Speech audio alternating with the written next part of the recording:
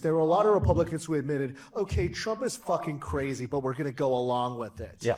Now it seems like there are a lot of people, a lot of Republicans who believe and agree with it because all the quote unquote adults in the room have left.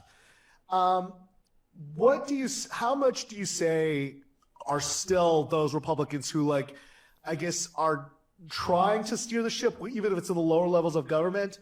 And how much of it do you see as just like, this is too far gone and it's really just impossible? Because we just saw Tim Walz and Jacob Fryer getting indicted today. Yeah.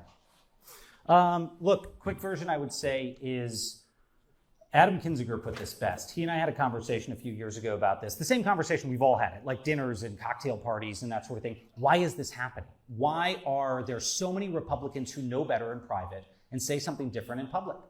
And I said to Adam, I said, I think it's because they see what's happened to us. I mean, we've been dragged out into the street like bodies to send a message. Don't do this. You'll end up like these guys. You're going to get, attacked and your families will get death threats. And Adam said, no, I think it's more fundamental than that. And I said, more fundamental than a threat to yourself and your family and your physical security? And he said, yeah, they are more scared of getting kicked out of the tribe than they are of death. And it made me think at the time of this great Jerry Seinfeld bit. If you remember, Jerry Seinfeld has this bit. He used to open up shows and he would say, Americans' top 10 fears have been released, and their number one fear is public speaking, and their number 2 fear is death. And so your average American would rather be in the casket than delivering the eulogy. And there was some truth in what Seinfeld said. People are scared to speak out and speak up because their tribe is their life.